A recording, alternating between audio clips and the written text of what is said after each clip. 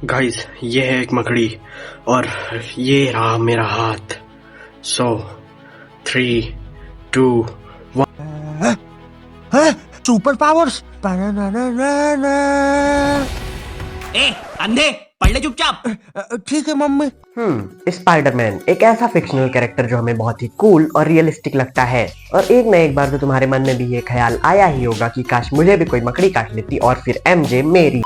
But क्या ये सच में पॉसिबल है? क्या साइंस इस बात से एग्री करती है कि मकड़ी काटने पे तुम्हें उसकी पावर्स मिल जाएंगी? आओ आज के इस वीडियो में देखते हैं। मकड़ी को अपना डीएनए तुम्हारे अंदर इंजेक्ट करना होगा। मकड़ियों की ऐसी बहुत सी स्पीसीज हैं जिनके बारे में इंसानों को कोई आइडिया नहीं। स्पाइडरमैन बनने का कोई तरीका नहीं, अभी भी एक उम्मीद है।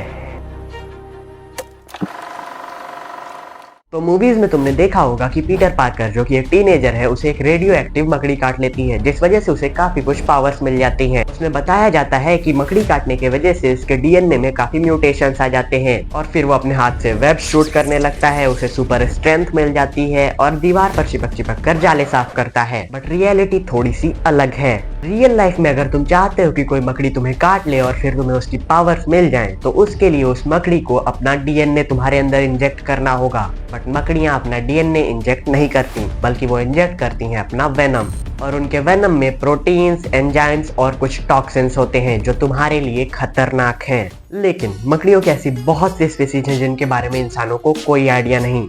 और मान लो अगर तुम्हें कोई ऐसी मिस्टीरियस मकड़ी मिल भी गई जो अपना डीएनए तुम्हारे अंदर इंजेक्ट करे, फिर भी एक प्रॉब्लम है। तो साला ये दुख का खत्म नहीं होता बे।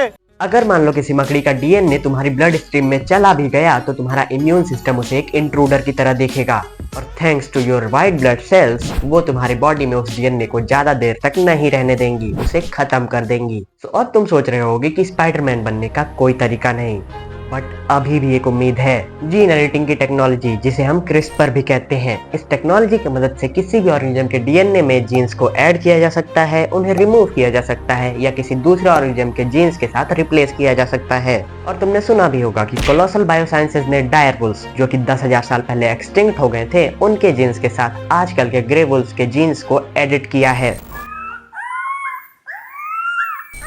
तो क्या इसका मतलब ह्यूमंस और स्पाइडर्स के डीएनए को भी एक साथ मिलाया जा सकता है? नॉट इवन क्लोज, क्योंकि इस समय की क्रिस्पर टेक्नोलॉजी की मदद से हम सिर्फ क्लोजली रिलेटेड स्पीशीज जैसे कि डायरवुल्स और ग्रे वुल्स के ही जीन्स को एक साथ मिला सकते हैं। लेकिन ह्यूमंस और स्पाइडर्स बहुत अलग अलग स्पीशीज हैं, इनका इवोल्यूशन बहुत अलग तरीके से हुआ है, इनके डीएनए एक साथ बिल्कुल भी कंपैटिबल नहीं है। तो अगर इस समय के क्रिस्पर से तुमने स्पाइडरमैन जैसा कुछ बनाने की कोशिश की, तो स्पाइडरमैन तो नहीं बल्कि डॉक्टर कॉनर जैसा कुछ खतरनाक सा बन जाएगा।